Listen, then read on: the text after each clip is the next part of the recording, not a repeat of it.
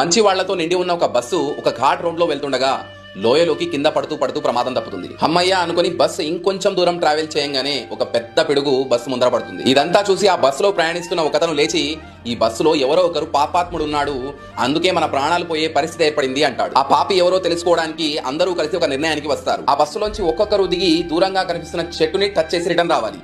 ఎవరైతే పాపి అయి ఉంటారో ఆ చెట్టుని తాకంగానే ఆ చెట్టుపై పెద్ద పిడుగు పడుతుంది. అందరూ ఒకరి తర్వాత ఒకరు వెళ్లి ఆ చెట్టుని తాకడం చేస్తూ వచ్చారు. లాస్ట్ కి ఒకే ఒక పర్సన్ మిగిలి ఉంటాడు. ఇతనే ఆ పాపాత్ముడై ఉంటాడని అందరూ అతన్ని నీచంగా చూడడం స్టార్ట్ చేస్తారు. ఆ పర్సన్ భయపడుతూ బస్సు దిగి మెల్లమెల్లగా చెట్టు దగ్గరికి వెళ్తాడు. అతను ఆ చెట్టుని ముట్టుకోగానే ఒక పెద్ద పిడుగు పడుతుంది. ఆ పిడుగు ఆ పర్సన్ మీద కాదు, సరాసరి ఆ బస్సు మీదే పడుతుంది.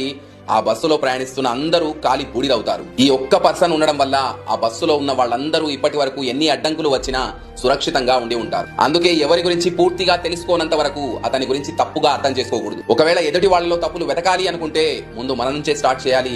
మీకు కూడా